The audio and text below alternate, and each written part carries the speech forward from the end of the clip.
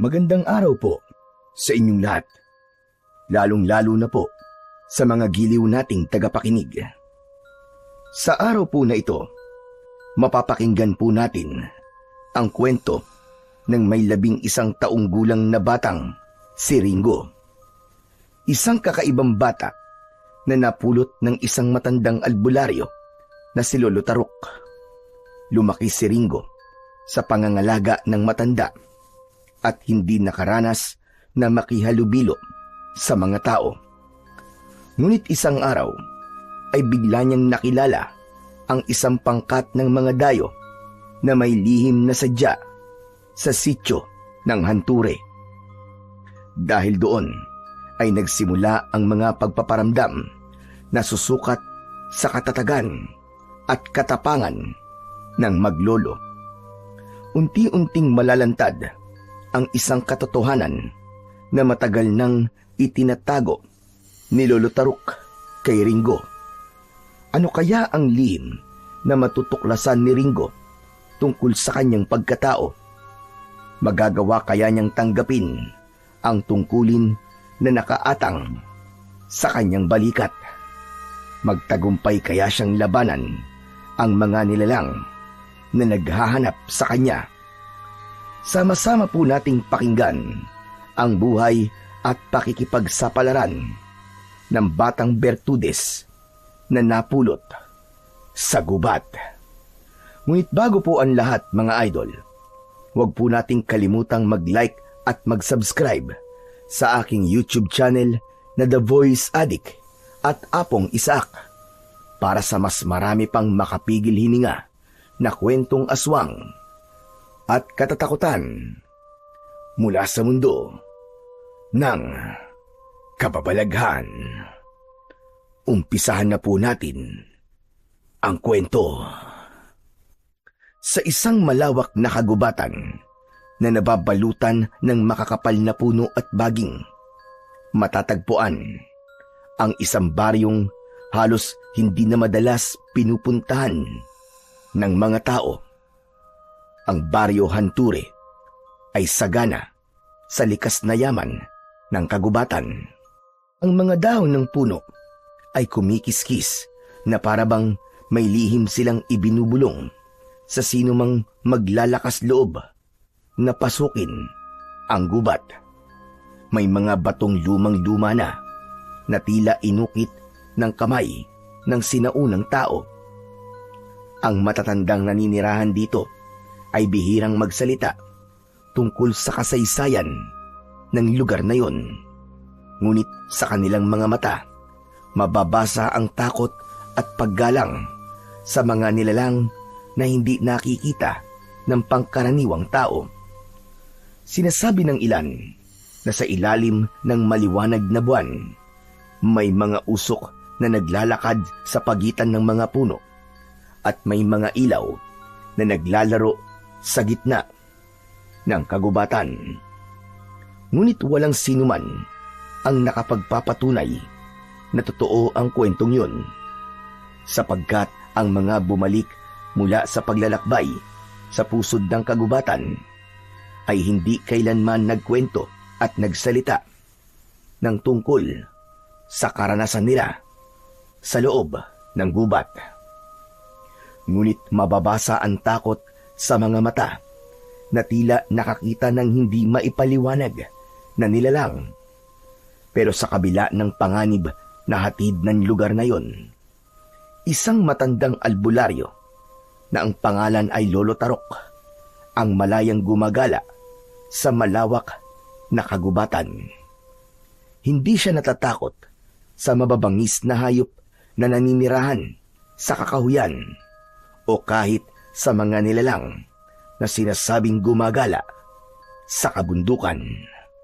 Sa halip, nagtatrabaho siya bilang isang mamumulot ng panggatong na dinadala niya sa paanan ng bundok kung saan nakatira ang maraming tao. Isang araw, kung saan ay malapit ng kumalat ang dilim sa paligid, biglang naramdaman ng matanda ang kakaibang presensya na ngayon lamang niya naranasan.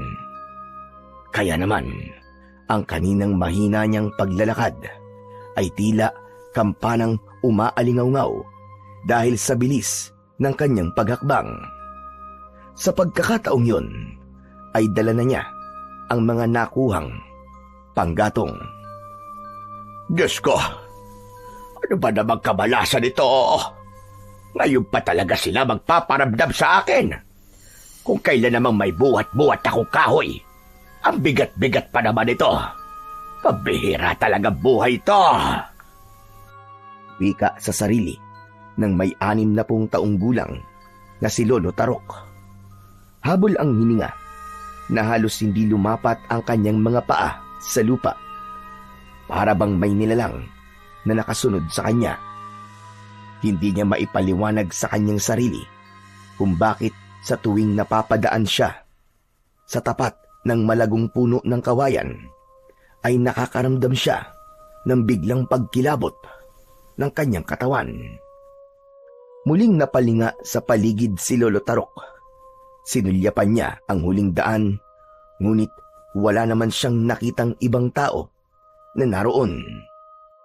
Si Lolo Tarok ay may kakayahan na makipag-ugnayan sa mga nilalang o engkanto na nakatira sa kabilang mundo. Lahat ng mga yun ay lumalabas kapag kailangan siyang kausapin para sa kanilang problema na hindi nila nagagawa kapag wala ang tulong niya. Bilang isang albularyong magriritual, tungkulin niyang pakinggan at pagbigyan ang kanilang mga hiling. Dahil sa oras na hindi niya pagbigyan ang mga ito, unti-unting mawawala ang bisa ng kanyang kapangyarihan.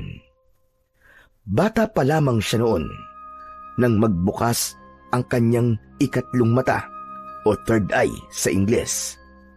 Dahilan upang makakita siya ng mga nilalang na hindi nakikita ng mga pangkaraniwang tao. Marami ang naiinggit sa pagkakaroon niya ng pambihirang kakayahang yun. Ngunit para sa kanya ay isa yung sumpa. Dahil sa ilang beses niyang sinubukang mag-asawa, lahat ng mga yon ay iniwan siya at itinuring na isang baliw.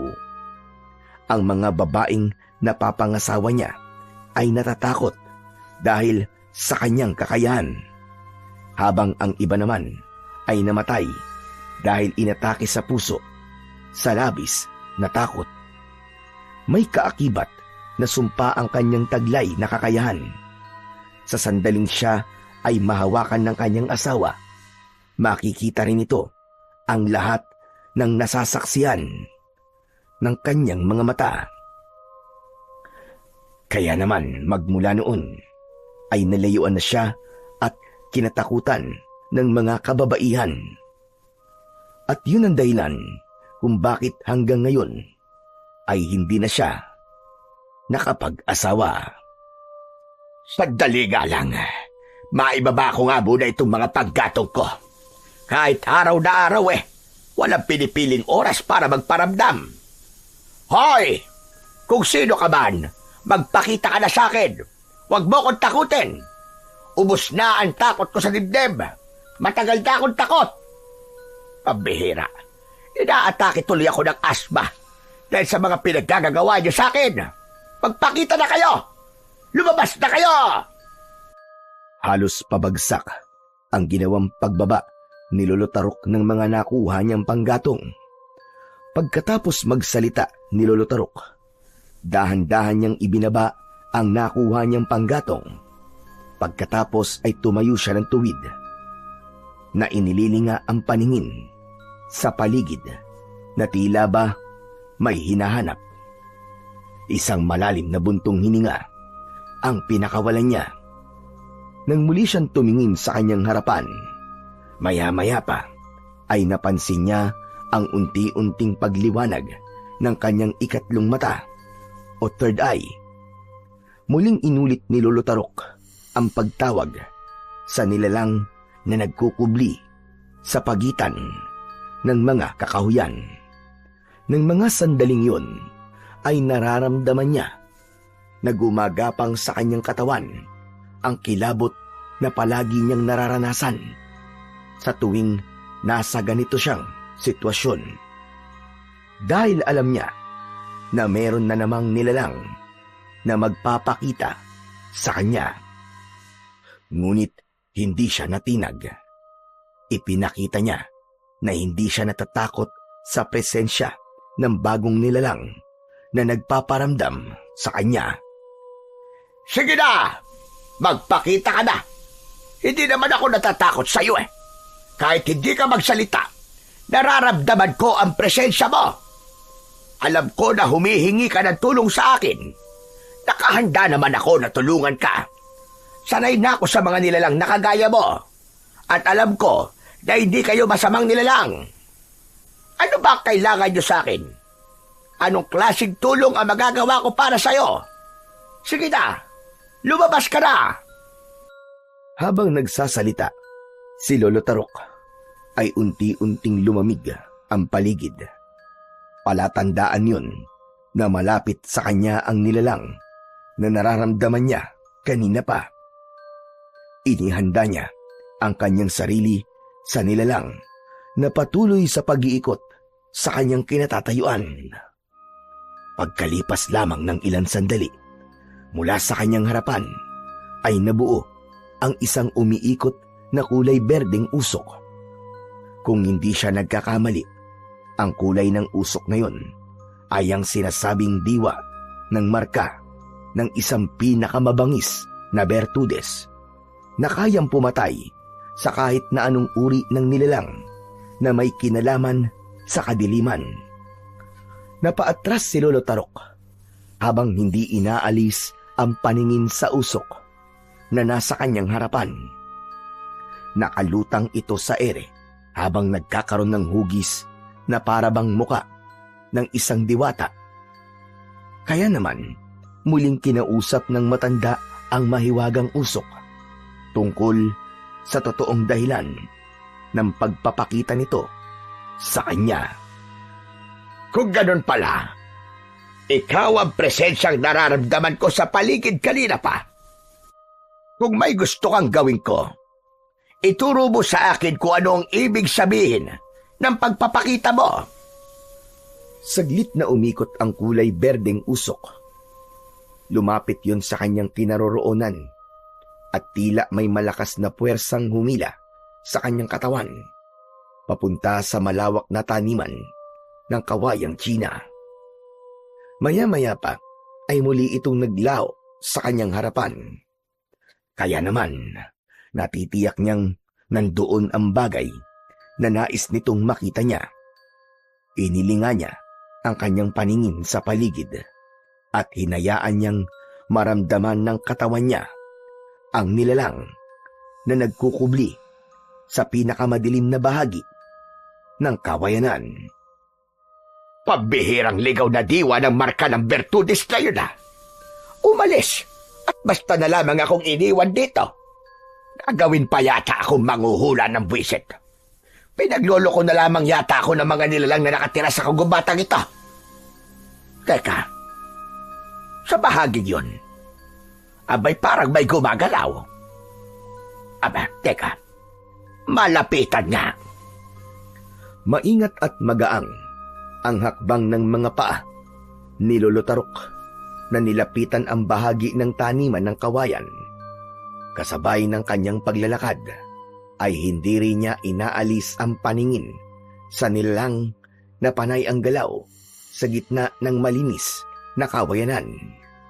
Merong kulay berdeng tela na nakabalot sa bagay na patuloy sa paggalaw.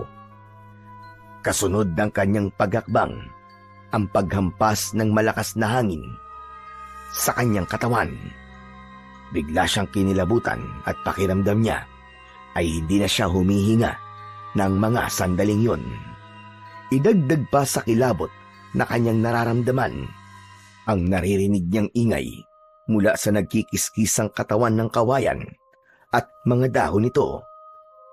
At pagkalipas lamang ng ilang saglit, ay tumambad sa kanyang paningin ang isang sanggol na nababalutan ng telang may bahid pa ng sariwang dugo. Jesus Mariosep, Diyos ko, sino kayang napakawalang puso ang nag-iwan sa'yo rito? Kawawang sanggol!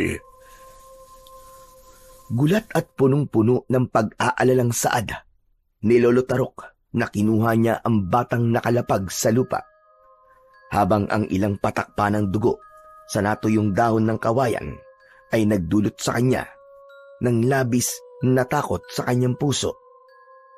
Nanginginig ang kanyang buong katawan, pati na ang kanyang mga kamay, na niyakap ang katawan ng kaawa-awang sanggol.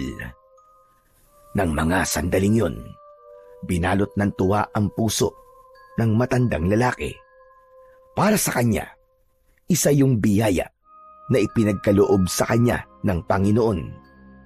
Kaya naman, nabuo ang pasya niya na iingatan at aalagaan ang bata.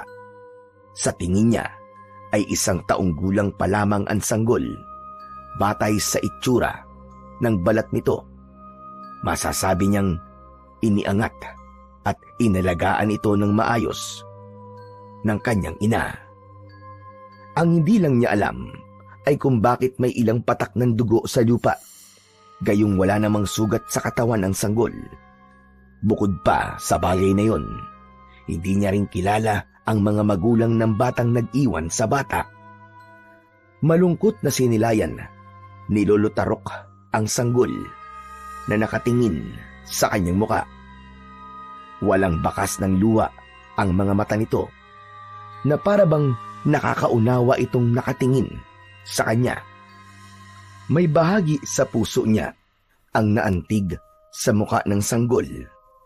Isang damdamin ng isang lolo na sabik magkaroon ng apo ang nagtulak kay Lolo Tarok upang angkinin ang batang napulot. Muling iniangat ni Lolo Tarok ang kanyang muka at kinausap ang kulay berdeng liwanag na bigla na lamang naglaho nang maihatid siya sa kawayanan. Kahit hindi niya nakikita ang diwa na yon, ay alam niyang naririnig siya nito. Alam ko naririnig mo ko at nararamdaman ko na naririyan ka pa. Aalagaan ko ang batang ito. Subalit sa takdang panahon, ay hindi ko maaaring itago sa kanya ang buong katotohanan na siya ay hindi totoong nanggaling sa akin. Gayunpaman, ay nagpapasalamat ako sa tiwalang ipinagkaloob mo sa akin para alagaan ang batang ito. Kasunod ng mga katagang binitiwan ng matandang si Lolo Tarok, naglaho ang presensya ng kulay berdeng liwanag sa paligid. Indikasyong bumalik na ito sa mundo ng mga engkanto. Pagkalipas ng ilang sandali, nagpasya na siyang umalis sa lugar na yon. Mabilis na naglakad ang matanda palabas sa masukal na kagubatan. Iniwan niya ang mga panggatong dahil di hamak na mas mahalaga ang buhay ng karga niyang sanggol.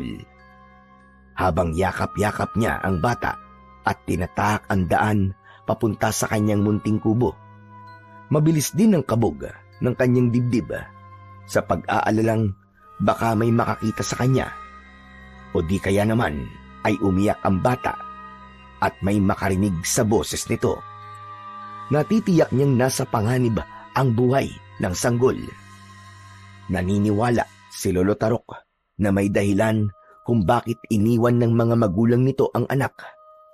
Kaya naman, halos hindi lumapat ang kanyang mga paa sa lupa dahil sa labis na pagmamadali. Pagkalipas ng mahabang oras ng paglalakad, sa wakas ay narating niya ang kinaroroonan ng kanyang kubo. Pagkatapos ay sinulyapan niya ang sanggol. Sa mga sandaling yon ay mahimbing nang natutulog ang bata. Nagpalinga-linga muna siya sa paligid bago maingat na pumasok sa loob ng bahay. Pagpasok niya sa loob ay mabilis niyang isinara ang pintuan at mga bintana. Saka nagmamadaling pumasok sa loob ng kanyang silid. Maingat niyang inilapag ang bata sa kanyang katre. Pagkatapos ay lumabas siya ng kwarto at nagtungo sa kusina. Mabilis na kumilos si Lolo Tarok upang maghanda ng tubig na magagamit niyang panlinis sa katawan ng sanggol. Nang matapos siya sa paghahanda ng mga kakailangan, ay muli siyang bumalik sa kanyang silid. Dala ang palanggana at malinis na tela. Inilapag niya ang mga yon sa lamesa at marahang pinagmasdan ang muka ng sanggol. Pasensya ka na ha. Hindi kita kagad mabibigyan ng mga damit. Paano ba naman? Malalaki ang damit ko. Kaya ibabalot muna kita sa t-shirt ko. Teka, ano kaya ang magandang pangalan na babagay sa'yo? Sandaling nag-isip si Lolo Tarok habang nakatingin sa batang mahimbing pa rin na natutulog. Ilang sandali pa ang lumipas ay bigla niyang naalala na ang palayaw niya noon ay Ringo. Kaya naman, gumuhit ang ngiti sa kanyang labi. Saka muling tumunghay sa mukha ng sanggol. Saka naupo sa tabi nito. Ringo. Ringo na lang ang itatawag ko sa'yo magmula ngayon. Yan na ang magiging pangalan mo. Ikaw na ang aking apo. At ako naman, si Lolo Tarok mo. Hay, Diyos ko. Ganito pala kasarap ang maging isang lolo. Pagkasambit ng matanda sa pangalan ni Ringo, ay sinimulan na nitong linisan ang katawan ng sanggol. Inihaplos niya ng bagya ang malinis na basang tela sa balat ng bata upang matanggal ang ilang dumi at dugo na dumikit sa katawan nito, habang ang kapirasong tela na pangsanggol ang tanging suot ng bata. Tinanggal niya ang kasuotan nito upang linisan ang buo nitong katawan. Maingat at magaan ang kanyang pagkilos upang hindi ito magising. Subalit nang dumako ang kanyang paningin sa marka o balat ng bata sa likod na malapit sa batok nito, ay bigla siyang natigilan. Biglang nanginig ang kanyang mga kamay at mabilis na napatayo mula sa pagkakaupo niya sa katre. Napaatras siya at sunod-sunod ang paglunok ng laway. Gumapang ang takot sa buo niyang katawan at bumakas ang pag-aalala sa kanyang muka. Napakapit siya at napasandal sa dingding ng katre. Hindi niya inaalis ang paningin sa balat sa likod ng sanggol. Naku po, Diyos ko, mabagid-lakit. Hindi ako maaaring magkamali sa mga nakikita ko. Kaya pala nagpakita sa akin ang diwa ng Bertudes. Dahil ang batang napulot ko, siya mismo ang nagtataglay ng pinakamabangis na kakayahan ng isang Bertudes. Kaya siguro may mga dugo sa tabi niya ay dahil merong gustong pumatay kay Ringo. At marahil sa mga sandaling ito, ang kanyang mga magulang ay maaaring namatay na. Dala ng labis na pagkabigla, ay napaantandang krus pa si Lolo Tarok. Alam niya ang tungkol sa kakayahan ng mga Bertudes. Natitiyak niya na maaaring pinaghahanap na ngayon ng masasamang nilalang ang batang napulot niya. At sa oras na matuntun ang batang nasa harapan niya, madadamay siya at manganganib din ang kanyang buhay. Kailangan kong protektahan si Ringo. Kahit na anong mangyari, hindi ko hahayaan na patayin siya ng mga nilalang na naghahanap sa kanya. Muling sinulyapan ni Lolo Tarok ang natutulog pa rin na si Ringo. Naramdaman niya ang malamig na kilabot na gumapang mula sa kanyang batok, pababa sa kanyang gulugod. Nang muli niyang sinulyapan ang kakaibang marka sa likod ng sanggol, na si Ringo. Hugis bituin yun at kumikislap na tila may buhay ang berde nitong kulay sa ilalim ng mahinang liwanag ng sikat ng araw mula sa labas. Parang sumikip ang paligid. Ang mga huni ng ibon sa labas ay biglang nanahimik at ang mga aninong gumagalaw sa dingding ng kubo ay naging tila mga matang nagmamasid. Kumabog ang dibdib ni Lolo Tarok. Bawat tibok ay mabigat at nagbabadya ng panganib. Hindi niya maiwasang mag-alala. Batid niya ang mga lumang kwento ng matatanda tungkol sa mga nilalang na minamarkahan ng ganong klaseng balat bago sila ang kinin ng isang mapanganib na sumpa. Sumpa na ang ibig sabihin ng pagiging kakaiba sa lahat. Ang taong may taglay ng palatandaan ng pagiging Bertudes. Halos mabitiwan ni Lolo Tarok ang tela na ginamit niyang panlinis sa katawan nito. Habang ang malamig na pawis ay nagsimulang bumalot sa kanyang mga palad. Sa mga sandaling yon, ang berdeng kumikislap na bituin sa likod ni Ringo ay hindi na basta-bastang marka. Isa itong babala na nagpasikip ng kanyang paghinga at nagpaalab sa kanyang takot. Isang sanggol na Bertudes. Diyos ko, nakapulot ako ng batang Bertudes. Paano na?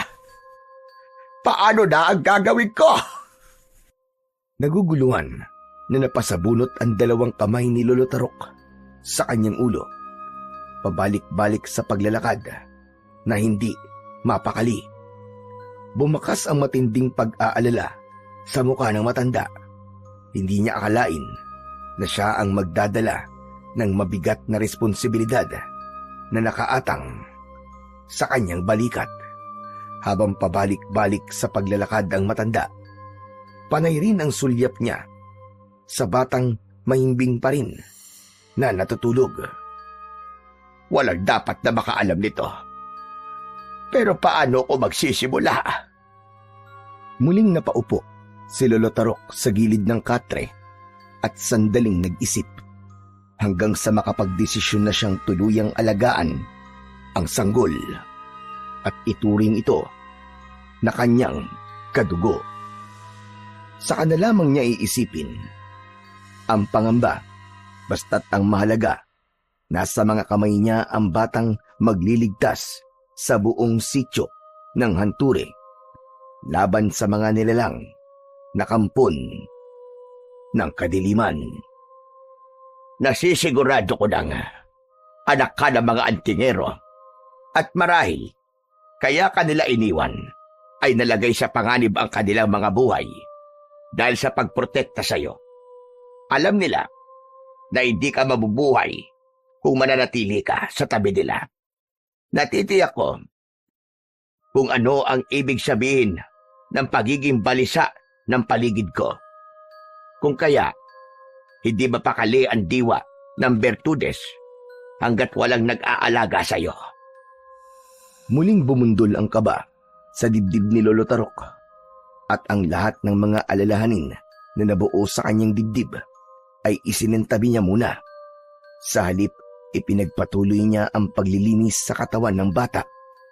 Nang gabing yun, ay nabalot ng tensyon ang loob ng kanyang silid at hindi natulog upang mabantayan ang batang Bertudes. Ano nga ba ang ibig sabihin ng Bertudes? Ang Bertudes o gifted ay isang salitang madalas ginagamit sa mga alamat at kwentong bayan upang tukuyin ang isang espesyal na kapangyarihan o kakayahan ng isang tao. Mabilis niyang nagagawa ang isang bagay kahit isang beses lamang siyang tinuruan. Minsan nga ay walang nagtuturo at taglay na ang kakaibang kakayahan kahit sa murang edad pa lamang. Sinasabing may kakayahan din silang makapagpagaling ng mga may karamdaman, kaya itinuturing silang kakaibang nilalang sa lahat Ang paniniwala pa ng ilan, nagagawa raw ng mga bertudes na magtaboy ng masasamang nilalang dahil sa kanilang diwa na madalas ay sila lamang ang may kakayahang makipag-usap. Layunin ng diwa na gabayan at bigyan ng babala ang bertudes upang masiguradong ligtas ito sa lahat ng oras. Sa pananaw ng mga matatanda, ito ang diwa o lakas na nagbibigay buhay o proteksyon sa isang taong magtataglay ng ganitong kakayahan. At yun din ang dahilan kung bakit nais ng kampon ng kadiliman na patayin ang isang bertudes.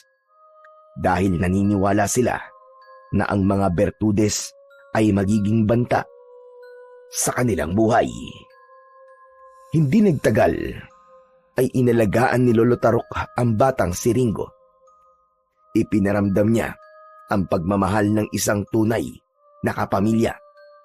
Magmula nang dumating sa buhay ni Lolo Tarok si Ringo, nagkaroon ng kulay at saya ang buhay niya. Nagkaroon siya ng lakas upang harapin ang hamon ng buhay at nagkaroon ng direksyon ang buhay niya sa piling ng pinakamamahal niyang apo na si Ringo. Matulin na lumipas ang panahon. Ang sityo ng Hanture ay naging saksi sa unti-unting pagbabago ni Ringo at pagkalipas nga lamang ng 10 taon, si Ringo ay ganap ng batang may taglay na kakaibang kakayahan. Sinanay siya ni Lolo Tarok sa paggamit ng iba't ibang uri ng sandata. Kaya naman, naging isang mahusay na mangangaso si Ringo. Matapang siyang pumapasok sa mga kagubatan para maghanap ng mga hayop na mailuluto nila sa oras ng kanilang pagkain. Masayahin, mapagmahal at maalalahanin na bata si Ringo. Hindi ito naghahanap ng marangyang buhay. Kasama lamang niya si Lolo Tarok ay masaya na siya sa kung ano ang meron sa kanila. Kaya naman, bilang pagpapakita niya ng pagmamahal sa matanda, palagi siyang may naiuuwing usa na paborito ni Lolo Tarok. Ngunit sa kabila ng kasiyahang nararamdaman niya, ay pakiramdam niya sa kanyang sarili ay para bang may kulang. Isang araw, habang nagsasagawa sila ng pagsasanay, kasama ni Lolo Tarok, ay kasalukuyang tinatarget niya ang mga lata na inihahagis ng matanda. Seryoso ang kanyang muka na tumitig siya sa muka nito. Hindi na siya nakatiis na hindi magtanong sa matanda kung bakit ginagawa nila ang dibdibang pagsasanay sa paghawak ng iba't ibang uri ng sandata. Lolo, tanong lang po, para saan po ba itong ginagawa natin? Bakit mo naman biglang naitanong yan, Apo? Kasi po, 3 taong gulang pa lang po ako, natatandaan ko na sinasanay niyo na po ako sa paghawak ng mga sandatang to eh. Samantalang, mangangaso lang naman po tayo ng mga hayop at naghahanap ng panggatong sa kagubatan. Bakit po ba kailangan ko pang gawin to? Nagtataka lang po ako. Hindi mo kailangan magtaka, Apo. Ginagawa ko ito para sa kaligtasan mo. Kahit mangangaso lamang tayo o kahit nangunguha lamang tayo ng mga gatong sa bundok, hindi natin batid kung ano ang panghanib na naghihintay sa atin. Alam mo naman ang kwento ng bundok na ito, hindi ba? Marami ang nakatirang mababangis na hayop. Mabuti na yung may nalalaman ka kung paano mo may pagtatanggol ang sarili mo sa laban sa mga hayop na aatake sa'yo. Lolo naman ganyan din pong isinagot niyo sa akin kahapon nang tanungin ko po kayo tungkol sa pagsasanay. Dahil yun din naman ang tanong mo kahapon, di ba? Kaya sinasagot ko lang ulit. Tsaka, bakit ba madalas na yata na nagtatanong ka tungkol sa ginagawa natin? Bakit, Apo? May problema ka ba? Wala naman po, Lolo. Kaya lang po, hindi naman po ito ang gusto ko Ang totoo po, gusto ko po matutunan ng ginagawa nyo kung paano po kayo nanggagamot ng taong may sakit. Hay, naku bata ito. Bakit ba sa dinami-dami ng gusto mong gawin ay panggagamot pa? Hindi ba't pinag-usapan na natin ang tungkol dito na sa taktang oras ay tuturuan din kita at isasaling ko sa iyo ang mga kakayahan ko? Yun ay kapag handa ka na, diba? Ano ba mga inaalala mo at parang nagmamadali ka yata, ha, Ringo? Kasi naman po nitong mga nakaraang araw, pakiramdam ko po may mga nilalang na palagi po nakatingin sa akin. Natatakot po ako, Lolo. Ngayon lang naman po ito nangyari sa akin eh. Naisip ko lang po na kung sakali pong masaktan nila ako, ay kaya ko rin pong pagalingin ang sarili ko. Sus Mariosep, bakit ka naman nag-iisip ng ganyan? Walang masamang mangyayari sa'yo, Apo. Pakiramdam mo lang yan na may nakatingin sa'yo. Ika nga, gudi-gudi mo lang lahat yan. At saka isa pa, ayaw mo ba nun? Merong nagbabantay sa'yo kapag wala ako. Eh paano po, Lolo? Kung masama po silang nilalang. Hindi sila masasamang nilalang, Apo. Sila ang mga espiritu na nangangalaga sa kabundukan. Bata ka pa lang ay taglay mo na ang ganyang kalakas na pakiramdam. Pero Lo, paano nyo naman po nasasabing hindi sila masasamang nilalang?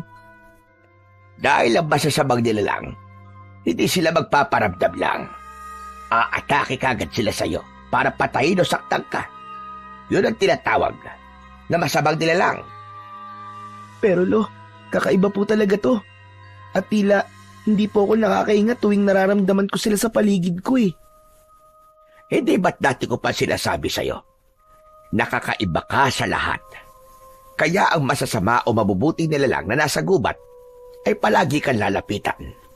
Kaya nga, tinuturuan kita makipaglaban sa mga hayop o nilalang na nagtatago sa kakauyan dahil ayoko mapahamak ka ng walang kalaban-laban. Yan ang kalagaan na kahit papano ay may natutunan ka sa paghawak ng sandata. Kahit gaano ka pa kabilis matuto sa lahat ng bagay, iba pa rin yung labis na pinaghahandaan. Mariin na napatitig si Ringo sa muka ni Lolo Tarok. Sa isip niya ay may panganib na naghihintay sa kanya. Kaya ganun na lamang ang pagpupursige ng matanda na turuan siya.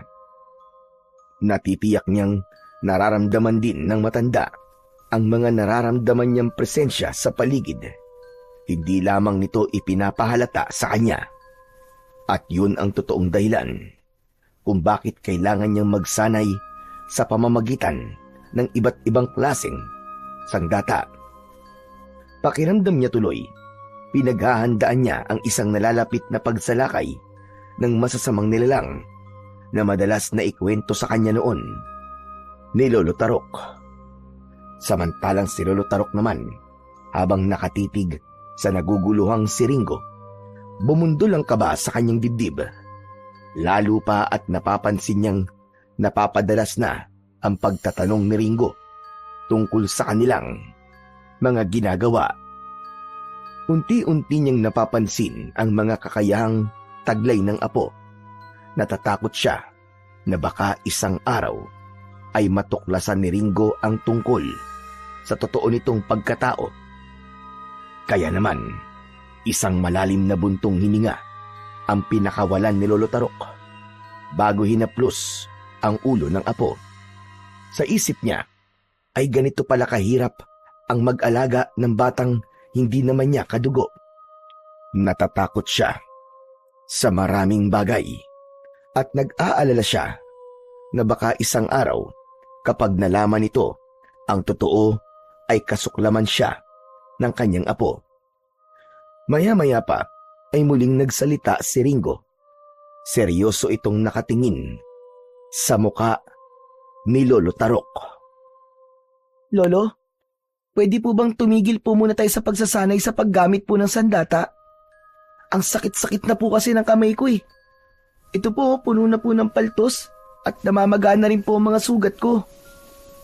Ipinakita ni Ringo ang mga kamay niya na meron ngang sugat dahil sa ilang araw nilang pagsasanay at paghawak ng pana.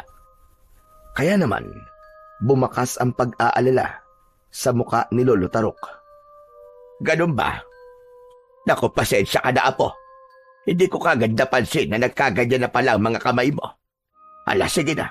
Iligpit mo na ang mga gamit natin at uuwi na tayo. Agad na kumilos si Ringo para iligpit ang kanyang mga palaso at pana, saka inilagay sa lalagyan.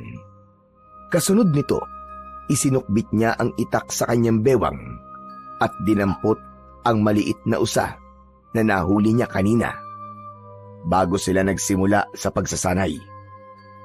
Samantalang si Lolo Tarok naman ay nagbuhat ng mga kahoy na panggatong na madalas niyang dinadala sa ibaba ng bundok sa baryo upang maibenta. Unang naglakad si Lolo Tarok, kasunod si Ringo na bitbit ang lahat ng gamit.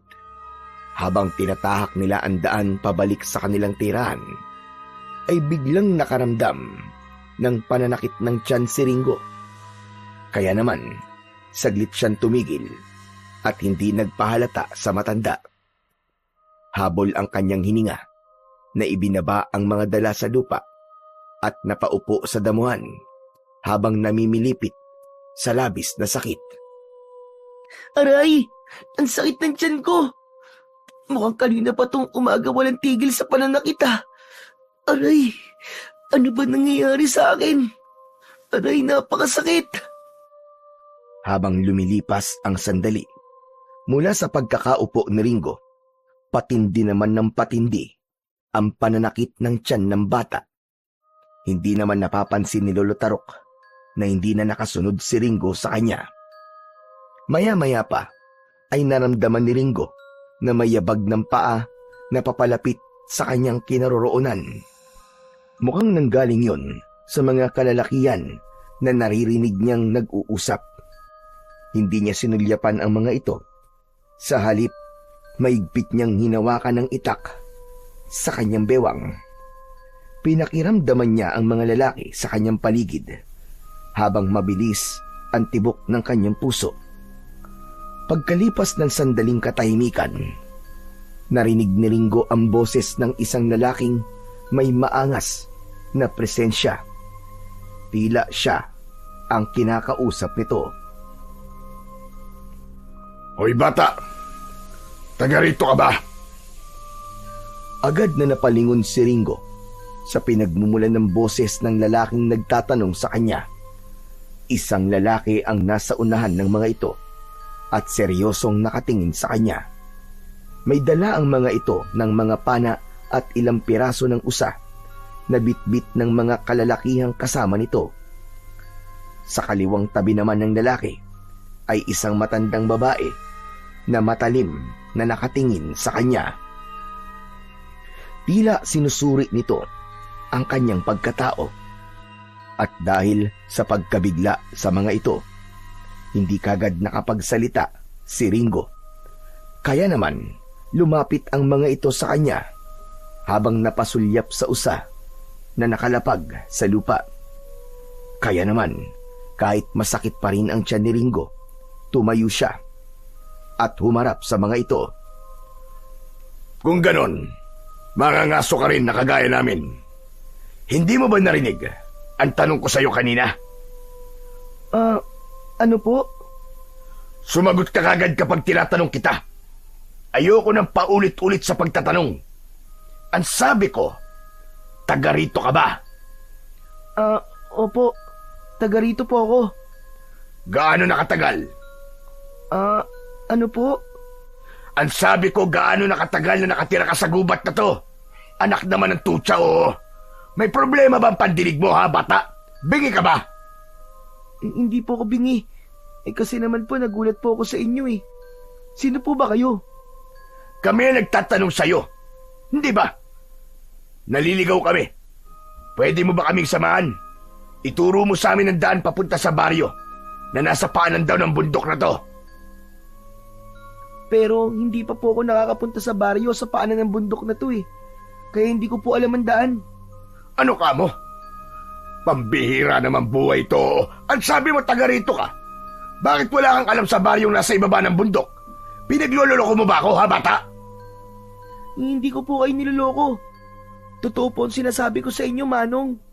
Hindi pa po talaga ako nakakarating sa baryo na sinasabi niyo po sa akin. Sinungaling! Hindi ako naniniwala sa'yo. Nandidilat ang mga mata ni Mang Pekto nang kausapin nito si Ringo. Sa galit nito ay dinakot ng lalaki ang damit ni Ringo at iniangat niya ito sa ere habang yakap ang sariling tiyan. Nagulat si Ringo sa ginawa ng lalaki. Nagtataka siyang nagpalinga-linga sa paligid habang nakaangat ang kanyang mga paa sa lupa. Bitiwan niyo po ang damit ko! Nakikiusap po ako sa inyo, sino po ba kayo? Bakit po kayo nananakit? Hindi kita sinasaktan. Ipinapakita ko lang kung gaano ako kasama kapag pinaglululoko ko na kausap ko. Naiintindihan mo? Siguro naman ay magsasabi ka na sa akin ngayon ng totoo. Nakikiusap po ako, Manong. Hindi ko po talaga kayo niloloko. Nagsasabi po ako ng totoo sa inyo. Kaya tibabaan niyo na po ako. Hindi ba't kasasabi mo lang sa akin kanina na taga rito ka? Imposible naman yata na hindi mo alam ang baryo sa ibaba ng bundok na to. O baka naman, gusto mo pa masaktan bago ka magsabi sa akin ng totoo? Totoo naman po talaga at sinasabi ko eh. Bakit po ba ayaw niyong maniwala? Kahit kailan ay hindi pa po ako nakakarating sa paanan ng bundok. Kaya hindi ko po alam ang daan papunta ron. Totoo po yun, maniwala po kayo. Ngumisi si Mang Pekto habang nakaangat pa rin sa ere si Ringo. Sa gitna ng pangyayaring yun, biglang dumating si Lolo Tarok. Umalingaw-ngaw ang boses ng matanda sa buong paligid at mabilis na lumapit sa lalaking may hawak sa damit ni Ringo. Bumakas ang galit sa anyo ni Lolo Tarok. Bitiwan mo ang apo ko! Hayop ka! Napalingon ang lahat sa gawi ni Lolo Tarok. Kaya naman, bumundo lang kaba sa dibdib ni Ringo nang makita ang matanda na nanginginig sa labis na galit. Sa isip niya ay baka mapahamak ang matanda sa oras na pumalag ang lalaking may hawak sa kanya. Siguro naman, masasagot ng matandang yan ang tanong ko sa'yo, ha, bata? Bitiwan niyo na po ang damit ko. Nasasaktan na po ako. Hindi inaasahan ni Ringo na bigla nga siyang bibitiwan ng lalaki. Kaya naman, mabilis ang pagbagsak niya sa lupa. Tumama ang kanyang puwet sa nakausling kahoy sa lupa at sumabay ang pananakit ng kanyang tiyan. Namilipit siya sa labis na sakit habang hindi maintindihan kung ano ang unang hahawakan. Samantalang si Lolo Tarok naman ay agad na humakbang papalapit sa kinaroroonan ni Ringo. Napansin niyang nasaktan ng apo sa ginawa ng mga lalaking ngayon lang niya nakita. Kaya naman, pagkalapit niya sa kinaroroonan ng apo, ay kagad niya itong inalalayan na tumayo. Halos uminit ang pakiramdam ni Lolo Tarok sa labis na galit sa lalaki. Mabigat ang pakiramdam niya sa mga ito na parabang hindi gagawa ng mabuti. Ano karapatan mo saktan ang apo ko? May karapatan akong saktan ng batang yan. Dahil hindi siya marunong gumalang sa nakatatanda sa kanya. Maayos naman ang tanong ko sa kanya kanina. Pero pinaglululoko niya ako. Hindi siya sumasagot ng maayos. Pinalaki ko may respeto sa nakatatanda sa kanya ang apo ko. Kaya wag mo siyang pagsasalita ng ganyan. O baka naman sadya lamang na magaspang ang ipinakita mong ugali. Kaya hindi kanya iginalang kanina. Isa pa, nagtatanong lang naman kayo, di ba? Bakit kailangan niyo pang manakit? Hindi masasaktan ang apo mong yan kung maayos niyang sinagot ang tanong ko kanina. At anong gusto mo mangyari, ha, tanda? Nagtatanong lang kami. Kaya kami makikisama, ganun ba? Alam kong alam niya ang daan papunta sa baba ng baryo. Pero mas pinili niyang magsinungaling. Hindi sinungaling ang apo ko. Nagsasabi siya ng totoo. Dahil hindi niya talaga alam ang daan papunta roon. Isa pa, wala kaming kinalaman sa pakay niyo sa baryo. Kaya wag niyo na kaming idamay sa problema niyo. Pambihira naman pala kayong tao kayo eh. Hindi kayo lumalabas ng gubat na to. Wala kang pakialam. Kaya makakaalis na kayo. Talaga naman pala may pinagbarahan ng batang yan. Masama rin pala ang ugali nyo.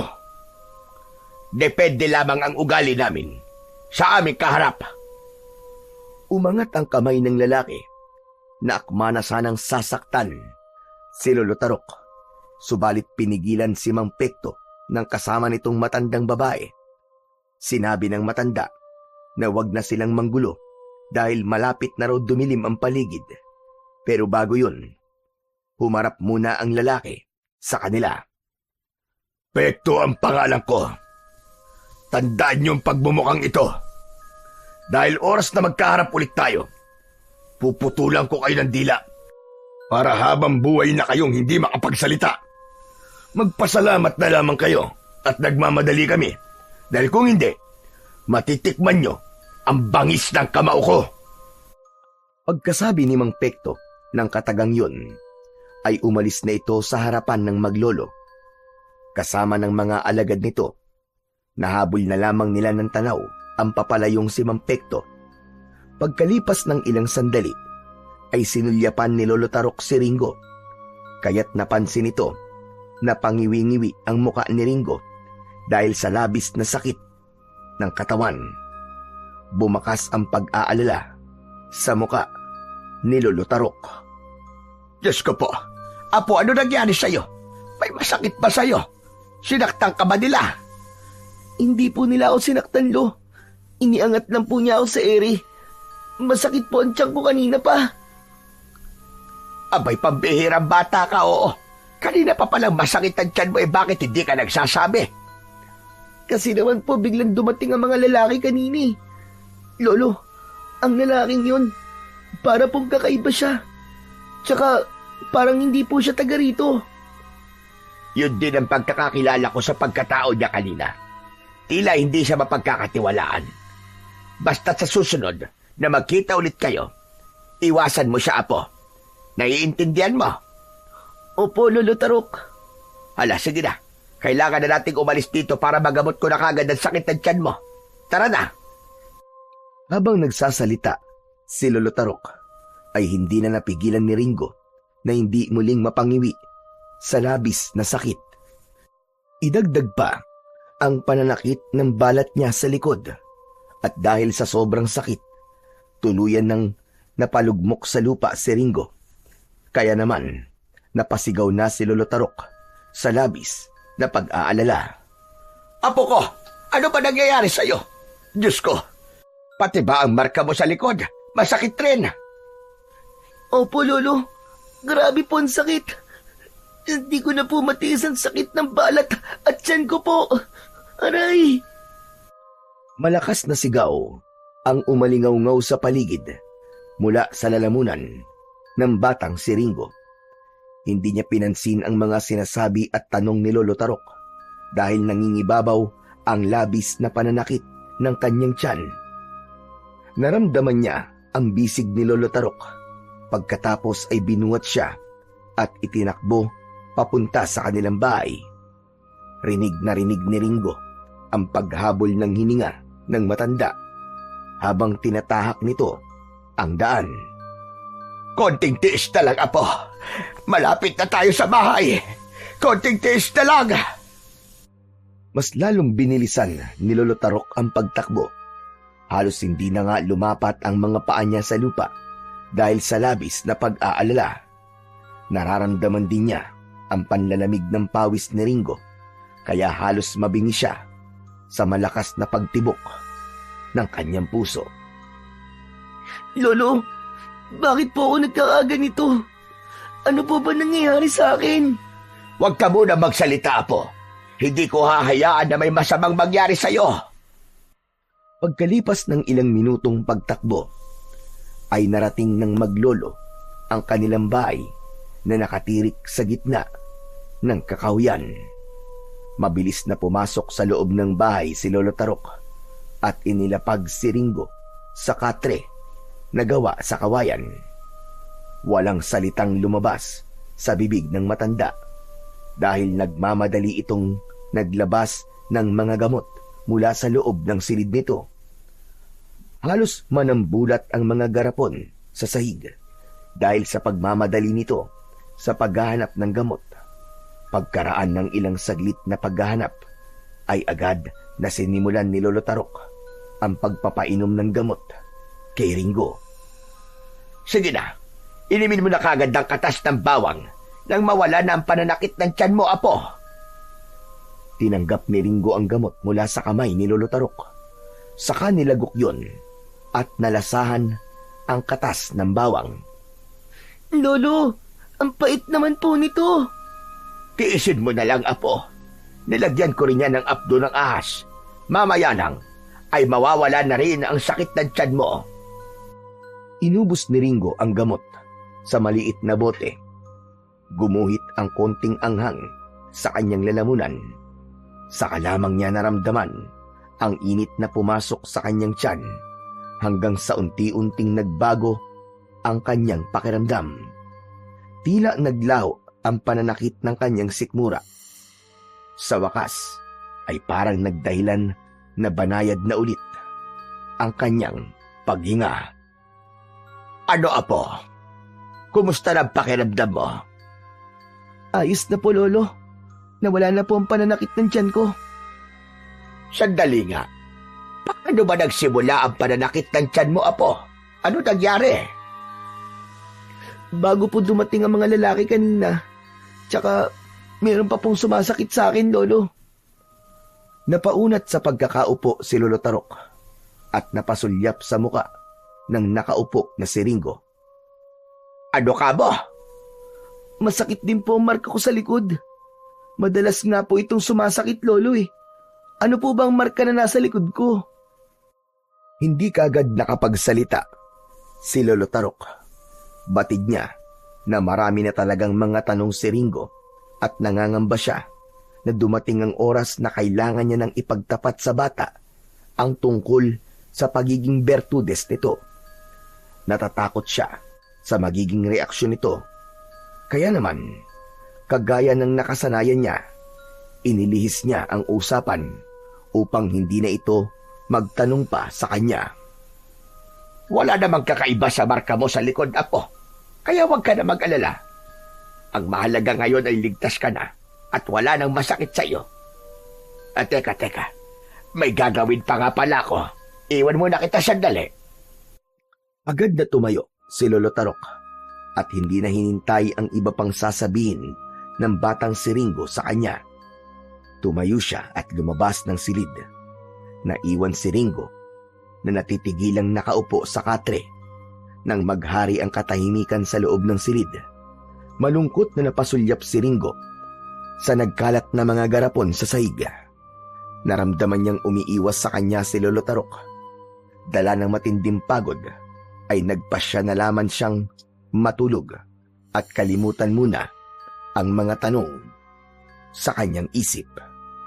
Kaya naman, hindi na namalayan ni Ringo ang mga nangyayari sa paligid niya.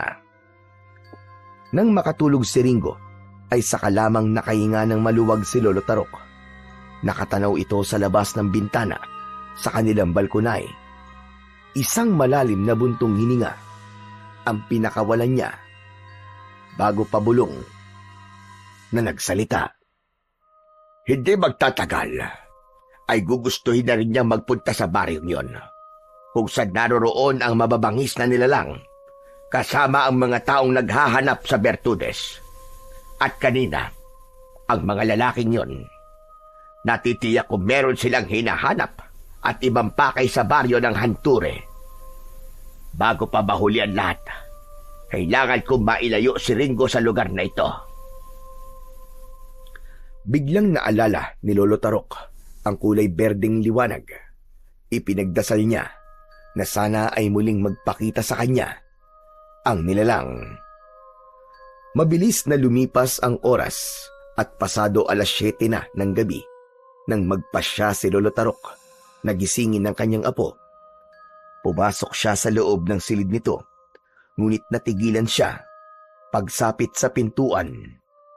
Nanlalaki ang kanyang mga mata na hindi inaalis ang paningin sa nakatalikod na si Ringo. Ang matagal niya nang hinahanap na kulay berdeng usok. Ngayon ay nasa marka ni Ringo sa likod nito. Bumundol ang kaba. sa kanyang dibdib. Diyos ko, paanong nangyari ito? Napakunot ang noo ni Lolo Tarok at dahan-dahan na lumapit sa natutulog pa rin na si Ringo. Hinawakan niya ang balat nito na merong nagliliwanag na kulay berdeng usok. Yun ang mga senyales ng nalalapit na panganib sa buhay ng isang batang Bertudes. Kaya walang nagawa si Lolo Tarok kundi gisingin ang apo mula sa mahimbing na pagkakatulog. May hinang yugyug naman sa balikat ang nagpagising sa natutulog na diwa ni Ringo. Dahan-dahan siyang nagmulat ng mga mata at tumihaya ang higa. Sinulyapan niya ang seryosong muka ni Lolo Tarok at napansin niya ang pag-aalala sa muka nito. Inalalayan siya nitong maupo sa katre at naupo rin ito sa gilid ng kanyang higaan. Apo, hindi na muna tayo mangangaso ngayon. Magpapahinga tayo. Ano po? Pero bakit po, Lo? May nagawa po ba akong mali? Wala kang nagawang mali, Apo. Dahil bala kong ilipat sa'yo ang kakayahan ko. Talaga po, Lolo? Tuturuan niyo na po akong manggamot? Oo, Ringo, tama ka. Kaya maganda ka dahil ngayon tayo magsasagawa ng isang ritual. Dala ng labis na tuwa na nararamdaman ni Ringo mula sa sinabing yun ni Lolo Tarok. Maigpit niya itong niyakap sa braso. Humaplos ang palad ng matanda sa kanyang likod at ramdam niya na hindi nga ito nagbibiro sa mga sinabi nito sa kanya. Teka, sandali nga lang po, Lo. Ano po bang dahilan? At bakit bigla niyo pong naisip na turuan na po akong manggamot? Dahil ito na ang tamang oras para magamit mo ang kakayahan ko. Hindi habang buhay ay magkasama tayo. Kailangan mo nang harapin kung ano ang nakatakda para sa iyo, Apo. Nakakalungkot naman po ang mga sinabi niyo sa akin, Lolo Tarok. Para pong nagpapaalam na po kayo, ha? Hindi ako nagpapaalam, Apo. Ginagawa ko ito dahil yun ang tama at kailangan. Palagi mong tatandaan, Apo ko. Mahal na mahal kita. Alam ko naman po yun, Lo, eh. Kaya nga po, mahal na mahal ko rin po kayo. Mapait na napangiti si Lolo Tarok. Yun ang paraan niya ng unti-unting pagsasabi ng katotohanan kay Ringo. Ngunit tinititigan pa lamang niya ito sa mga mata. Pakiramdam niya ay may libo-libong kutsilyo ang tumatama sa kanyang puso. Iniiwas niya ang kanyang paningin sa mga titig ng batang si Ringo. Lolo, napapansin ko po na parang napakalungkot po ng mga titig niyo sa akin ngayon. May inililihim po ba kayo sa akin? Napatayo si Lolo Tarok at mas lalong hindi mapakali sa tanong na yon ni Ringo. Wala naman akong inililihim sa iyo, Apo. Nag-aalala lamang ako sa kaligtasan mo dahil baka bumalik ang mga lalaki kanina. Siya nga pala, Apo. Alam mo na ba kung ano ang mangyayari sa iyo sa sandaling mabuksan ko ang third eye mo? Talaga bang gusto mo pa rin matuto na manggamot? Opo, Lolo, siguradong sigurado po ako. Gusto ko po matuto sa panggagamot. O siya, sige. Makinig ka sa akin, Apo. Sa oras na maisalin at matutunan mo ang panggagamot ko, magkakaroon ka ng kakayahan na makakita ng mga nilalang na hindi nakikita ng ordinaryong tao. Hindi ka ba natatakot sa ganon? Hindi naman po ako natatakot, Lolo. Mabuti naman kung ganon. Tama-tama. Kabilugan ng buwan ngayon. Sakto sa panahon ng pagsasagawa ko ng ritual. Pagkatapos mag-usap ng dalawa, ay naghanda sila ng mga gagamitin para sa ritual. Sa pamamagitan ng paglalagay ng baga sa bao, ikinalat nila ang usok sa palibot ng kanilang bahay. Pagkatapos ay naglakad sila papunta sa gitna ng kakahuyan. Habang tinatahak nila ang daan, ay panay ang bulong ng orasyon ni Lolo Tarok. Pagkalipas ng ilang minutong paglalakad, nakarating sila sa gitna ng kagubatan. Sa ilalim ng malamlam na liwanag ng buwan, nagsimula silang magsagawa ng ritual habang nakapikit ang kanilang mga mata. Ang usok ay pumapaloob sa paligid na parang mga espiritong nagbabantay. Dumadampi sa balat at humahaplos sa diwa ng batang katabi ni Lolo Tarok. Sa pamamagitan ng usok na mula sa bao at mga halaman na may taglay na lason, pagkalooban mo po ang batang katabi ko na sakupin ninyo ng kapangyarihan upang mangalaga sa kanyang kakayahan at kalusugan. Ipagkatiwala niyo po sa kanya ang kakayahan na unang ipinagkaloob niyo po sa akin. Itinaas ni Lolo Tarok ang bao na patuloy sa paglikha ng usok. Kumalat yun sa kanilang paligid. Sa bawat salitang binigkas ng matanda, tila gumagapang ang malamig na enerhiya sa lupa. Umaakyat yon sa katawan ni Ringo at dumaloy papunta sa kanyang ulo. Tumigil ang usok sa kanyang noo at bahagyang kumirot ang marka niya sa likod. Unti-unting nagliwanag ang mga usok mula sa bao at isang malamig na bughaw na liwanag ang bumalot sa bata. Mabilis na kumabog ang puso ni Ringo. May malamig na pakiramdam na parang hanging humahaplos sa kanyang noo. Pagdilat niya, bumukas ang kanyang ikatlong mata. Isang mahiwagang liwanag ang nagningning sa gitna ng kanyang noo na tila ba bituin sa gabi. Ang paligid ay nagbago sa kanyang paningin. Ang mga aninong hindi nakikita ng karaniwang mata ng tao ay nagpakita. Sa sandaling yon ay naipasa na sa kanya ang kakayahan ng isang albularyong makakita ng mga nilalang na nagtatago sa dilim. Lolo, ano po nangyayari sa akin? Huwag ka matakot sa mga nakikita mo, Apo. Ang kapangyarihan ng ikatlong mata ay magtataglay lamang ng kakayahang makakita ng mga nilalang na hindi nakikita ng pangkaraniwang tao. Bumundol ang kaba sa dibdib ni Ringo nang makita ang iba't ibang klase ng mga usok na nakalutang sa ere. Tila lumilibot yun sa kanyang kinatatayuan. Pakiramdam niya ay hindi na siya humihinga ng mga sandaling yun. Lolo, marami po akong nakikitang usok na nakalutang sa harapan ko. Anong klaseng nilalang po ang mga yan? Isa lamang silang diwa ng espiritu na namatay rito sa gubat dahil sa iba't ibang klaseng dahilan. Kaya't huwag kang matakot sa kanila, Apo, dahil wala silang kakayahang makapanakit ng tao. Ang mga usok po ba na yan ang naging gabay niyo po para makapagpagaling po ng mga taong may sakit? Oo, Apo. Huwag kang malilito sa mga bagay na nakikita mo dahil matutulungan ka ng mga usok na yan sa oras na ikaw ay malagay sa panganib. Ang totoo, kaya kita dinala rito ay upang ituro sa iyo ang mga paraan ng panggagamot gamit ang diwang nakikita mo.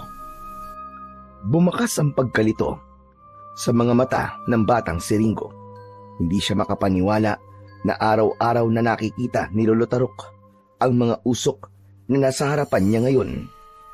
Ang hugis ng mga ito ay muka ng isang taong nakabuka ang bibig. Naririnig din niya ang nakakakilabot na pag-angil ng mga ito na para bang nagdadala sa kanya sa malamig na lugar. Kaya naman, hindi niya maiwasan ang hindi matakot sa mga anyo nito. Samantalang si Lolo Tarok naman, na nakaupo sa tabi ni Ringo, ay biglang nakaramdam ng panghihina sa kanyang katawan. Tila nawalan ng lakas at nabura ang kanyang kakayahan na makipag-usap sa mga nilalang na nasa paligid niya. Ginawa niya yon upang protektahan ng apo laban sa mga nilalang na naghahanap dito. Sa pagpapatuloy ng kanilang pagsasanay sa panggagamot, ay naramdaman ni Ringo na unti-unting nangihina ang kanyang katawan. Hindi siya sanay sa bagong tanawin na nakikita niya sa kanyang paligid. Kaya naman, agad siyang nagpaalam sa matanda na tapusin na ang pagsasagawa nito ng ritual. Lalo pa at napapansin rin niya na biglang nanghina ang katawan nito at hindi lamang ipinapahalata sa kanya ng matanda. Talaga bang gusto mo munang itigil muna ang pagsasanay natin sa panggagamot? Opo, Lolo. Sapat na po ang ibang mga natutunan ko mula sa mga itinuro niyo sa akin. Hala, sige, tumayo ka na at iligpit na ang mga gamit natin. Kailangan na nating umalis. Pagod na rin ako at gusto ko na rin magpahinga. Matapos ang ritual, iniligpit ni Ringo at Lolo Tarok ang kanilang mga gamit at tahimik na naglakad pauwi. Habang unti-unting nasasanay si Ringo sa mga usok na may anyong muka at ungol na tila ligaw na kaluluwa na sumusunod sa kanila. Mabagal namang naglalakad ang matanda. Pagdating nila sa kanilang bahay, tumambad sa kanilang paningin ang nagkalat na gamit at mga garapon sa lupa. Ang iba ay nabasag at nakabukas ang takip. Bumakas ang pagtataka sa mukha ni Ringo at hindi maunawaan kung ano ang nangyari. Lalo na at ngayon lang sila nakaranas na makakita ng ganitong klaseng pamiminsala. Sa lahat ng yun, si Lolo Tarok ang labis na nabigla.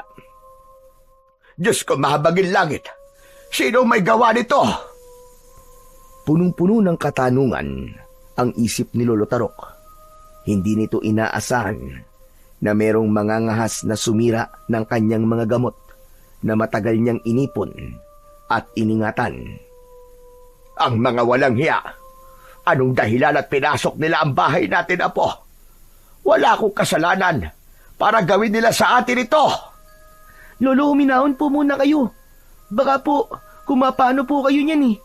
Umupo muna kayo sa bangko at ako na po ang bahalang dumampot po sa mga garapon. Huwag na, Apo. Wala nang saysay ang mga gamot na yan. Dahil natitiyak kong may ginawa sila sa mga gamot. Ito na ang kinatatakutan ko, Apo. Ang magsimulang manggulo ang mga nilalang na matagal nang umaaligid sa atin. Nangyari lamang ito magmula na dumating sa gubat na to ang mga kalalakihan na umatake sa'yo. Pero mahirap po magbintang, Lolo Tarok. Wala po tayong sapat na batayan kung sila nga po may gawa nito. Magsasalita pa sana si Ringo nang bigla niyang naramdaman ang kakaibang presensya sa paligid. Kaya naman, pasimple siyang tumingin sa bahagi ng kakahuyan upang hindi mahalata ng matanda ang kakaiba niyang nararamdaman. Magmula nang maisalin sa kanya ang kakayahan ni Lolo Tarok, naglaho na rin ang kakayahan nito na makakita ng mga nilalang sa kanilang paligid. Nang mga sandaling yon, ay biglang nagpakita sa harapan ni Ringo ang isang kulay berdeng liwanag. Kakaiba yun sa lahat ng mga usok na umaaligid sa kanya dahil meron itong sariling hugis, parang isang diwata na may maamong muka. Nagulat si Ringo nang bigla itong magsalita. Sa wakas ay nagkita rin tayo, Ringo. Ako ang iyong diwa na nagbibigay ng babala sa bawat panganib na darating sa buhay mo. Kailangan niyong umalis dito. Isama mo si Lolo Tarok. Hindi makapagsalita si Ringo, dala ng labis na pagkabigla. Kaya naman, muling nagpatuloy sa pagsasalita ang nilalang na nasa kanyang harapan. Nasa panganib kayo ngayon. Sila ang may gawa niyan sa gamot ni Lolo Tarok. Bilisan niyo, magmadali kayo. Nararamdaman ko na nasa paligid lamang sila. Natuntun ka na ng mga nilalang na naghahanap sa inyo. Huwag ka mag-alala. Ikaw lamang ang makakakita sa akin at makakarinig sa boses ko. Kumilos ka na. Palagi akong nakabantay at magbibigay ng babala sa iyo. Napansin ni Lolo Tarok na hindi na nagsalita si Ringo habang nakatayo lamang ito sa kanyang harapan at nakatingin sa kakahuyan. Tila ba may nakita si Ringo na hindi nakikita ng kanyang mga mata. Ringo, apo, ano ba nangyayari sa'yo? At natitigilan ka dyan? Ha? Wala pong nangyayari sa akin, Lo. May iniisip lang po ako. Ano nga po ulit ang tanong nyo? Ang sabi ko, kanina ka pang nakatayo riyan. May nakikita ka ba na hindi nakikita ng mga mata ko? Hindi alam ni Ringo kung paano ipapaliwanag kay Lolo Tarok ang mga narinig niyang sinabi ng nilalang sa kanyang harapan. Muling nagsalita ang kulay berdeng usok. Sabihin mo na sa kanya ang mga sinabi ko sa iyo, Ringo, sapagkat hindi mo na may iwasan ang nakatakdang mangyari sa inyong dalawa. Sige na! Pagkasabi ng nilalang na nakalutang sa kanyang harapan, ay muli itong naglaho at pumasok sa loob ng kanyang marka sa likod. At dahil natagalang sumagot si Ringo, ay bumundol naman ang kaba sa dibdib ni Lolo Tarok. Kaya naman, tumayo na ito at lumapit kay Ringo. Apo, tinatanong kita, ano ba nangyayari sa'yo? Lolo, may kulay berdeng liwanag po na kumakausap sa akin. Kailangan na raw po nating umalis sa lugar na to dahil nasa panganib daw po tayo. Kung nakakarinig ka ng tinig mula sa kulay berdeng liwanag, malinaw na isang babalayon na malalagay tayo sa panganib. Kaya tara na, kailangan na natin sundin ang sinasabi niya. Pero saan naman po tayo pupunta, Lo? Wala nang ibang pagpipilian, kundi ang bumalik sa baryo na matatagpuan sa ibaba ng bundok. Ano po? Wala po tayo matutuluyan doon. Hindi na mahalaga yun, Apo. Ang mahalaga ngayon ay mailayo kagad kita sa lugar na ito. Natitiyak ko na babalik ang mga tao sumira sa mga gamit ko. Kailangan natin makinig sa iyong diwa. Wala nang nagawa si Ringo, kundi ang sundin ang desisyon na yon ng kanyang Lolo Tarok. Kaya naman, dinala nila ang mahahalagang gamit para magtungo sa baryo na binanggit ng matanda. Dinala rin niya ang pana at ilang piraso ng palaso na ginagamit niya sa pangangaso. Ngunit hindi pa man sila tuluyang nakakalayo sa lugar na yon, ay biglang naramdaman ni Ringo ang kakaibang bigat ng presensyang nasa paligid nila. At mula sa likod ng kubo nila, dalawang nilalang ang biglang lumitaw. Ang isa ay may dugong nanlalagkit sa nguso at matang kumikislap na kulay pula. Ang isa naman ay halos hindi na makilala kung tao pa ba o hayop dahil sa makapal na balahibo nito sa katawan. Lolo, ano pong klaseng nilalang ang mga yan? Sila mga aswang na taong lobo, Apo. Mapanganib sila. Sila mga nilalang na gustong pumatay sa iyo. Ha? Bakit po? Bakit po nila ako gustong patayin? Habang nagtatanong si Ringo, ay panay rin ang atras ng maglolo sa mga nilalang na patuloy sa pagakbang papalapit sa kanila. Umaangil ang mga ito habang nakangising tumutulo pa ang laway na may kasamang dugo. Sa isang iglap, sumugod ang mga taong lobo kay Ringo. Mabilis at mabangis ang pag-atake ng mga ito na tila ba nag-aagawan sa pagpatay sa kanya. Inihanda niya ang kanyang pana at pinatamaan niya kagad ang isa sa aswang. Bumaon ang palaso sa balikat nito, ngunit diretso ito sa pag-atake sa kanya. Isang malakas na talon ang ginawa nito, sinundan ng hampas ng mabibigat nitong mga kuko na halos dumurog sa kahoy ng dingding ng bahay. Bawat pag-atake ng nilalang ay mabilis na naiiwasan ni Ringo. Nagamit niya ang mga natutunan niya sa kanyang lolo. Ilang sandali lamang ang lumipas pagkatapos ng pagsugod ng isang lobo. Si Lolo Tarok naman ang inatake ng kasama nitong isa pang aswang na taong lobo. Tumalon sa ere ang aswang at ilang beses nitong inatake ng suntok ang matanda. Subalit naiwasan din yun ni Lolo Tarok. Nang makahanap ng pagkakataon si Lolo Tarok, gumanti ito ng sipa sa aswang. Tumama yun sa muka ng halimaw na kalaban nito. Bumagsak ng pasadsad sa lupa ang aswang na taong lobo habang umaangil at nagpipilit na bumangon. Sinamantala naman ni Ringo ang pagkakataon na yon.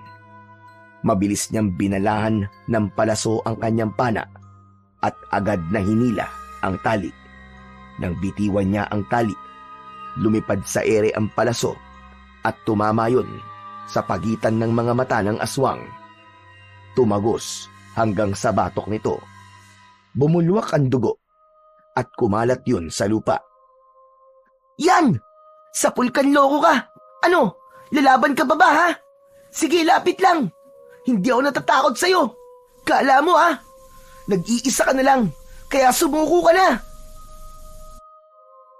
Sa kabila ng mga nangyari, nakuha pa ni Ringo na magpakita ng tuwa sa mga ito. Kahit ang kanyang dibdib ay tila binabayo na ng takot at pag-aalala sa mga nilalang na ngayon lamang niya nakita sa buong buhay niya. Ngunit biglang inatake ng isang aswang na taong lobo ang nakatayong si Lolo Tarok. Nasugatan ang matanda sa dibdib na lubhang ikinabahala naman ni Ringo. Dala ng labis na pag-aalala sa nangyari sa matanda, umalingaw-ngaw ang dagundong ng kanyang galit at kahit si Lolo Tarok ay napaatras sa labis na pagkagulat dahil biglang kumislap ang markang hugis bituin sa likod ni Ringo. Mula sa marka, sumiklab ang kakaibang kapangyarihan. Lumiwanag yun na tila apoy, ngunit malamig sa mata. Ang liwanag na yun ay parang humigop ng lakas mula sa paligid. Ang mga dahon ay gumalaw at ang nag-iisang nilalang na nasa kanilang harapan ay biglang umatras. Iniwan si Lolo Tarok na nakaluhod sa lupa. Isang pagkakamali ang ginawa mong pananakit kay Lolo Tarok! Pagsisisihan mong sinugatan mo siya!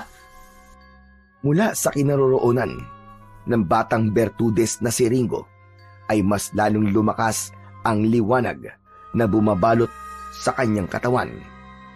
Habang ang lahat ng kakayahan na natutunan niya nung bata pa siya ay nagamit niya nang atakihin niya ang nakatayong aswang na taong lobo. Sinugod niya ang nilalang sa kinaroroonan nito at magkakasunod na inundayan niya ito ng suntok sa muka. Hindi nakalaban ang nilalang at nang gumanti ito ng kalmot sa kanya, agad niya itong napigilan. Nagliyab ang nilalang sa mismong mga kamay niya. Ang balat ng aswang ay nagsimulang magbitak-bitak at ang mga pangil nito ay unti-unting nalagas at natunaw na parabang sinunog ng apoy. Hindi halos makontrol ni Ringo ang malakas na enerhiyang nanggagaling sa loob ng kanyang katawan. Bago ito tuluyang nasunog at bumagsak sa lupa, hanggang sa naging abo na tinangay ng malamig na hangin sa paligid. Mula naman sa kinatatayuan ni Lolo Tarok, kitang-kita niya ang paglabas ng malakas na kapangyarihan ng isang Bertudes. Hindi siya makapaniwala sa kanyang mga nasaksiyan, lalo na nang makita niya ang liwanag na bumabalot sa katawan ng apo niyang si Ringo. At dahil sa paglitaw ng kapangyarihan ni Ringo, katapusan na rin yun ng pagsisinungaling niya sa bata. Kaya naman, bumakas ang pag-aalala sa kanyang muka at hindi makatingin ng diretsyo sa mga mata ng kanyang apo. Naramdaman niya na lumapit na sa kanya si Ringo. Lolo, sabihin niyo po sa akin, ano pong ibig sabihin ng mga nangyari sa akin kanina? Magpaliwanag po kayo. Ang buong akala ko po, kakayahan lamang sa paningin ng ipinagkaloob niyo po sa akin. Bakit po may ganito? Ano pong ibig sabihin nito, Lo? Sagutin niyo po ang tanong ko, Lo. Apo, patawarin mo ko kung ako ay nagsinungaling sa'yo. Alam ng Diyos kung gaano kita kamahal. Lolo, sabihin niyo na po sa akin. Ano po? Sino po ba talaga ako? Ano po ba ang totoo kong pagkatao, Lo? Hindi na po kayo maaaring magsinungaling. Alam ko po, nakakaiba ako. Makinig ka mabuti, Apo, sa aking sasabihin. Talagang kakaiba ka. Isa kang batang Bertudes na napulot ko sa kawayan. Patawarin mo ko, Apo Ringo. Hindi ko gustong saktan ang kalooban mo. Totoo niyo po ba akong apo? O hindi? Hindi kita totoong Apo Ringo. Hindi kita kadugo. Pero alam mo kung gaano kita kamahal, Apo. Sa puso ko, totoo kitang apo. Minahal kita. Naghigit pa sa buhay ko. Kung mahal niyo po ako, hindi po kayo magsisinungaling sa akin. Bakit, Lo? Bakit? Bakit po kayo nagsinungaling sa akin? Ilang beses po ako nagtanong sa inyo. Bakit hindi niyo po sa akin sinabi ang totoo? Diyos ko, Apo, makinig ka muna. Wala akong mahanap na tamang pagkakataon para sabihin sa'yo ang buong katotohanan. Natakot ako sa magiging reaksyon mo. Pinangunahan ako ng takot sa mga sasabihin mo sa akin. Kaya naman, hindi ako nagkaroon ng pagkakataon na sabihin sa'yo ang tungkol sa totoong pagkatao mo. Patawarin mo ko, Apo. Kung ganun, nasan po ang mga totoo kong magulang? Nasan po ang mga magulang ko, Lolo? Hindi ko alam kung nasan sila. Hindi ko sila kilala, Apo. Maniwala ka. Hindi ko sinasadyang magsinungaling sa'yo. Sinubukan niyo po bang hanapin sila? Oo, Apo. Maraming beses ko silang hinanap. Ngunit nabigo akong mahanap sila. Naniniwala akong patay na sila, Ringo. Dahil wala nang bumalik sa lugar ng pinag-iwanan sa'yo. Isa pa, kinailangan kong itago ka dahil nag-aalala ko na baka nasa panganib ang buhay mo. Ang diwang gabay ng marka ng Bertudes ang nagturo sa'yo. Kaya kita nahanap. Apo, patawarin mo ko sa mga nagawa ko. Kung ako man ay naglihim, may dahilan kung bakit hindi ko sinabi kagad sa'yo ang buong katotohanan. Ano pong dahilan? Sabihin niyo po. Sabihin niyo, Lo. Dahil sa oras na matuntun ka ng mga nilalang na gustong pumatay sa'yo, tsak na mga nganib ang buhay mo. Kaya po ba sinanay niyo akong ipagtanggol ang sarili ko? Dahil alam niyo po na mangyayari to sa akin? Oo, Apo.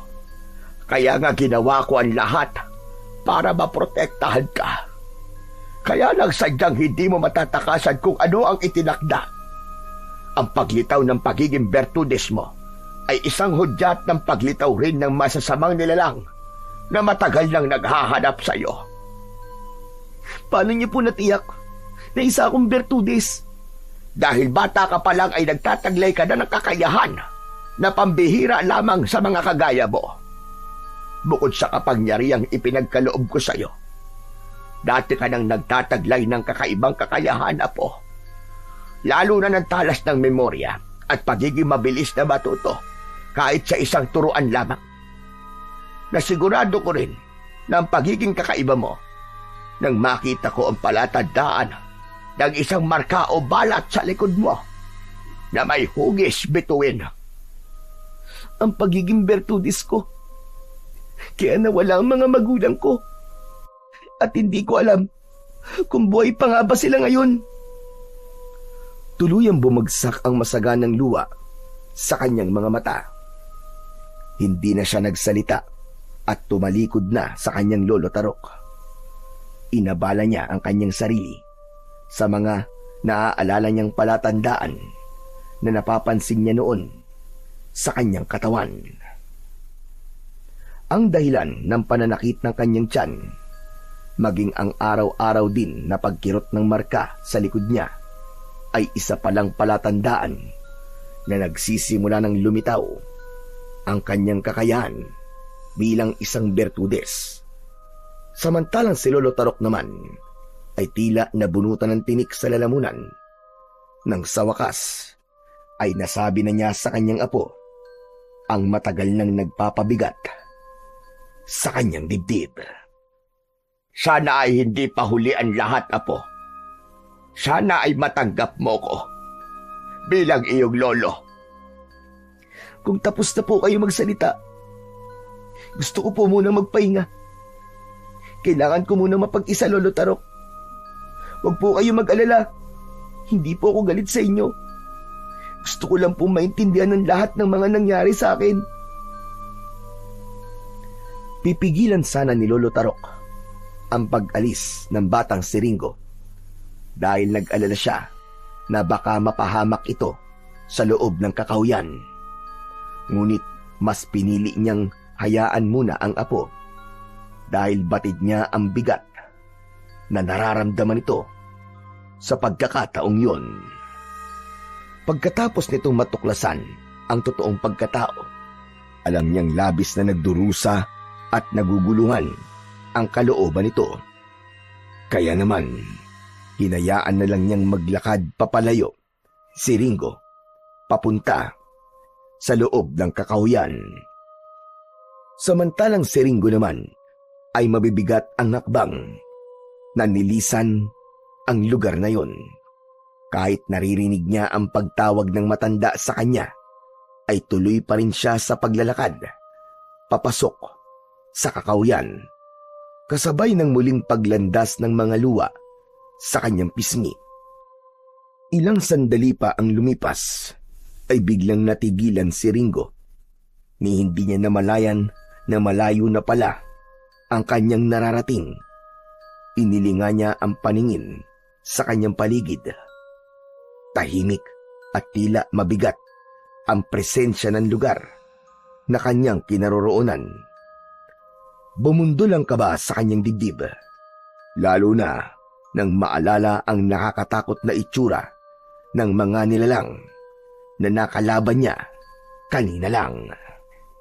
Sa kabilang dako naman ng kakahuyan, kung saan ay nakatayo pa rin si Lolo Tarok, malungkot ang mga mata at nakatungo lang ito sa lupa.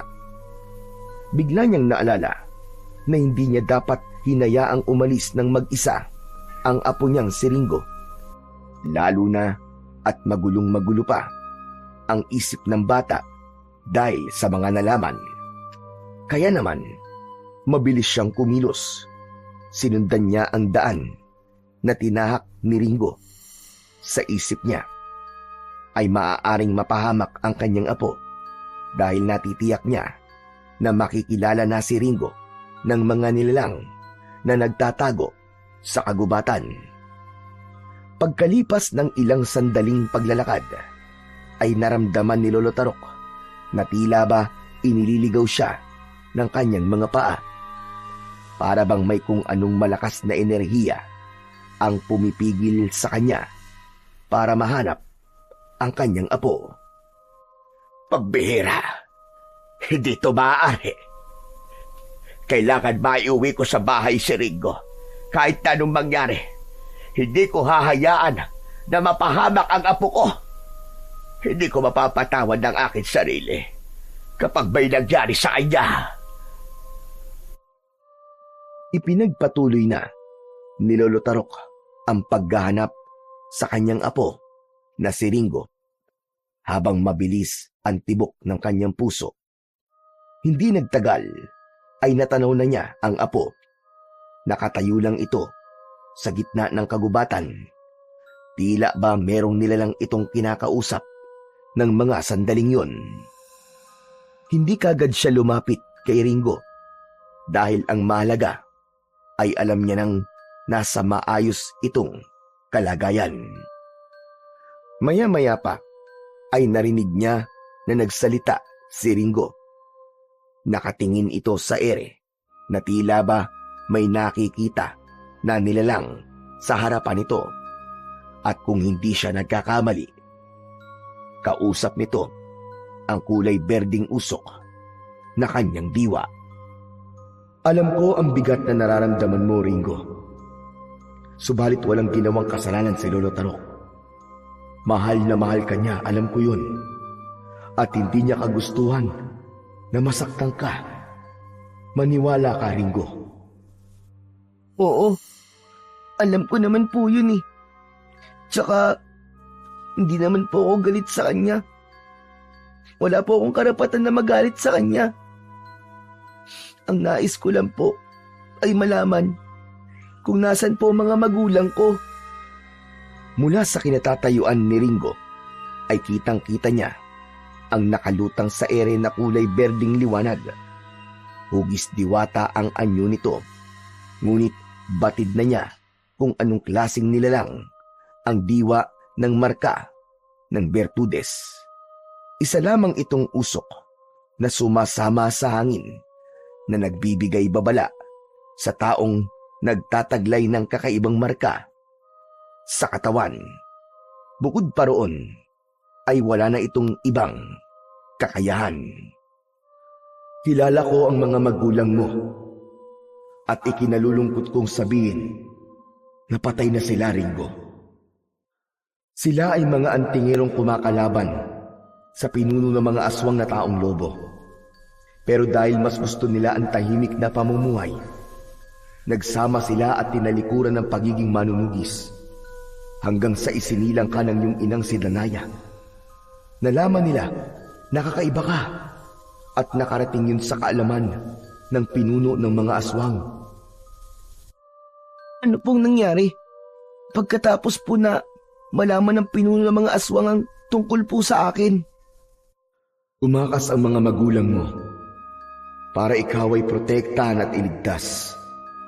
Subalit lahat ng mga taong tumulong sa iyong mga magulang, pinatay sila ng pinuno at ipinasunog ang buong baryo. Mga hayop sila. Mga demonyo sila. Wala po silang kasing sama.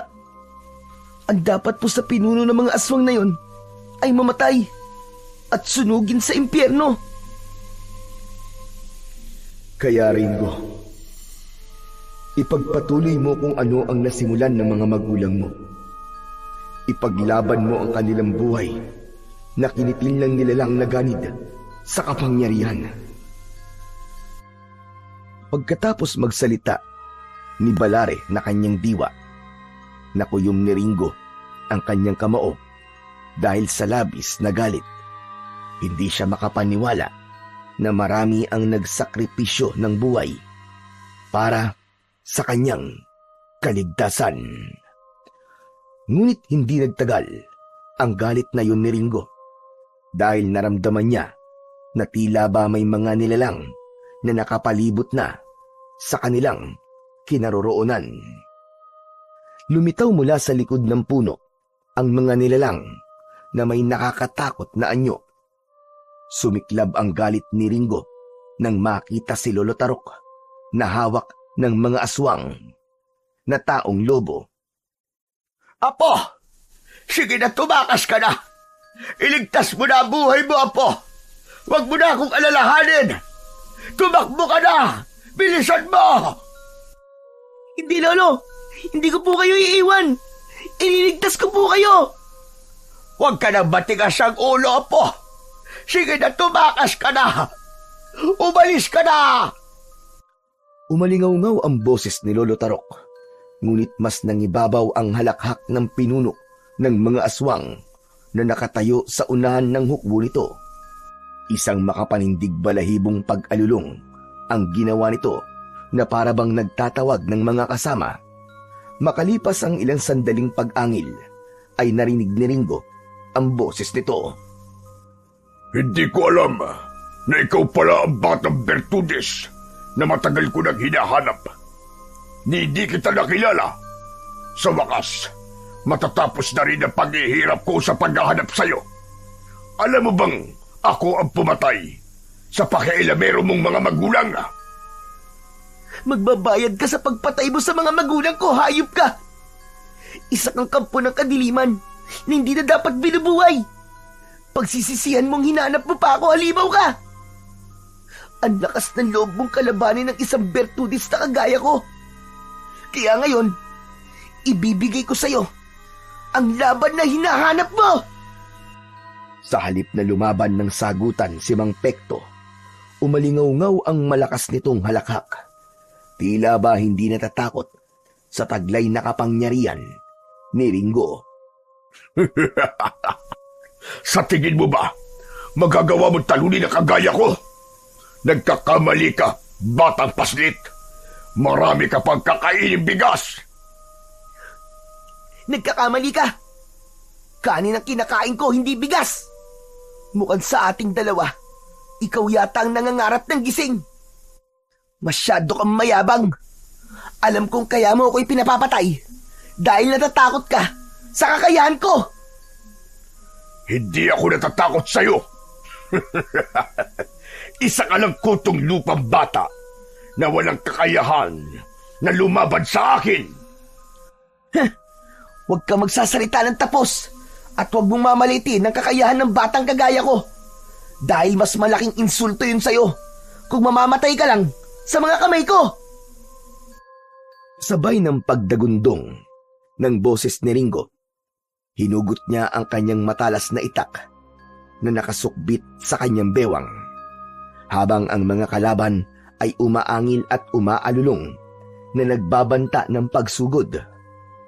Mabangis ang anyo ng mga ito at ang mga pangil ng mga aswang ay matalim. Kumikislap ang mga yon na parang ilaw mula sa gasera. Sa gitna ng bakanting lupang nilalamo ng dilim, humarap si Ringo, ang batang Bertudez, na ngayon ay may kakaibang lakas na umaalon mula sa markang bituin sa kanyang likod. Ang kanyang dibdib ay kumakabog, ngunit matatag ang titig. Alam niyang wala ng urungan ang laban na yon. At sa mabilis na pagtakbo ng mga aswang na taong lobo papunta sa kanyang kinaroroonan, umaalingaw-ngaw din ang sigaw ni Lolo Tarok. Sinabi ko naman sa iyo, Apo! Tumakas ka na! Marami silang nakapalibat sa iyo! Hindi mo sila kakayanin! Tumakas ka na, Apo! Ganyan nga. Ipakita nyo na natatakot kayo sa puwersa namin! Ang halakhak mo ay parang sa demonyo. Pero hindi ako natatakot sa'yo. Dahil sa Diyos lang ako natatakot. Hindi sa mga kagaya nyo. Kayo ang dapat na matakot. Dahil ito na ang magiging katapusan ninyong lahat. Tama na ang satsat. Simulan na ang laban. Sugod mga kasama. Patayin ang batang Bertudez! Mabilis na sumugod ang mga aswang na taong lobo sa kinaroroonan ni Ringo. Ang mga kuko ng mga ito ay kasing haba ng itak na hawak ni Ringo. Sa isang iglap, sinalubong niya ang unang hampas ng halimaw gamit ang tangan na itak, habang ang kanyang pana ay nanatiling nasa likod niya. Umislap ang nagkiskisang bakal sa matitigas na kuko ng mga nilalang na umatake sa kanya. Sa bawat pag-atake ay nagkikislapan ng apoy mula sa kanilang mga talim, kasunod ng paglitaw ng kulay berding liwanag mula sa kanyang marka. Pinatatag ang kanyang loob at pinabilis ang kanyang pagkilos. Umatras sandali ang aswang na taong lobo dahil sa husay ni Ringo pagdating sa pakikipaglaban. Habang natitigilan ang mga kalaban, agad niyang kinuha ang pana sa kanyang likod. Itinutok niya yon sa mga kalaban. 3 palasok agad ang ibinala niya. Umangil ng malakas ang mga ito na parabang nauulol na aso. Pagkaraan ng sandaling katahimikan, binitiwan niya ang tali. Ang palaso ay lumipad na parang kidlat. Tinamaan ang 3 aswang sa leeg. Umungol ang mga ito sa sakit, kasabay ng pagliliyab ng katawan ng mga ito. Dahil sa mga nasaksihan ni Mang Pekto sa ginawa ng bata, sumugod ang mababangis na alagad nito.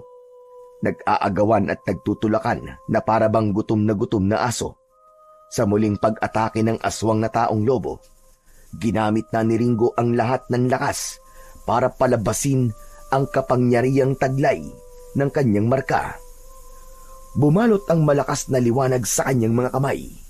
Habang papalapit ang halimaw, sinalubong niya ito ng malakas na pagbato ng malaapoy na liwanag na tumama naman sa dibdib ng mga ito. Inulit niya ang kanyang pag-atake at pinuntirya niya ang nakangising pinuno ng mga aswang. Saktong isang dipa na lamang ang layo nito sa kanya. Pinakawalan niya ang malabolang apoy sa kanyang mga kamay. Tumama yun sa muka ni Mang Pekto. Bumagsak ito ng pasadsad sa lupa habang nagkikisay ang katawan. Namimilipit ito dahil sa sakit. Pagkalipas ng ilang saglit, ay nasunog na ang katawan ng pinuno ng mga aswang hanggang sa tuluyang sumabog at naging abo ang mga yon. Sa hindi maipaliwanag na pangyayari, namatay rin ang mga alagad nito. Isa-isa silang bumagsak sa lupa habang nagliliyab ang katawan hanggang sa maglaho ang kanyang mga kalaban at naghari ang katahimikan. Humihingal si Ringo, hawak ang kamay na may bakas pa ng alabok ng kalaban. Sa di kalayuan naman, si Lolo Tarok na nakawala sa pagkakakapit ng mga aswang ay hindi napigilang mapangiti sa kabila ng takot. Nasaksihan niya kung paanong nakipaglaban si Ringo sa kampon ng kadiliman nang hindi umaatras. Apo, nagawa mo. Nagtagumpay ka. Ang husay na ginawa mo, apo ko. Aray, teka po. Hindi na po ako makahinga, ang higpit po ng yakap niyo sa akin eh. Pagkasabi nun ni Ringo, ay mabilis na bumitaw sa pagkakayakap sa kanya si Lolo Tarok. Napuno ng kaligayahan ang kanilang mga puso dahil sa wakas, wala ng panganib na naghihintay sa kanila. Muling sinulyapan ni Ringo ang mga abo na nagkalat sa lupa. Huminga siya ng malalim habang si Lolo Tarok ay marahang lumapit at ipinatong ang kamay sa balikat niya. Saka sila nagpasyang maglakad at umalis sa lugar na yon. Pagkatapos ng gabing yon, lumipat sina Lolo Tarok at Ringo sa baryo sa paanan ng bundok upang magsimula ng tahimik na buhay. Tinanggap sila ng pamayanan at ginamit ni Ringo ang kanyang kakayang bertudes upang tumulong sa mga taong may sakit at nagbibigay ng babala laban sa mga panganib. Ang kwento ni Ringo ay nagtuturo na ang tunay na pamilya ay hindi nasusukat sa dugo o lahi, kundi sa pagmamahal, pag-aaruga at sakripisyo.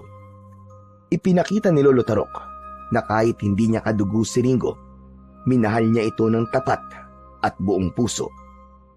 Ipinapaalala nito na ang pamilya ay maaari nating matagpuan sa mga taong nagmamahal at sumusuporta sa atin nang walang hinihintay na kapalit. Ito ang nagsisilbing paalala na ang tunay na lakas ay hindi lamang nasusukat sa kapangyarihang taglay natin, kundi sa paraan ng ating paggamit nito para sa kapakanan ng iba.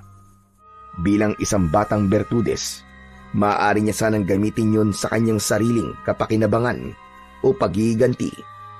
Ngunit pinili niyang ipagtanggol ang kanyang mga mahal sa buhay at ang kanilang baryo. Sa huli, itinuturo ng kwento ni Ringo na ang pagiging bertudes o gifted ay hindi lang tungkol sa mahiwagang kapangyarihan at kakayahan. Ito ay tungkol sa pagiging tapat sa kabutihan, paggamit ng talento para sa ikabubuti ng nakararami, at pagkakaroon ng tapang na harapin ng kadiliman upang magdala ng liwanag sa bawat isa. Isang liwanag na magtatanglaw sa atin sa landas na ating tinatahak.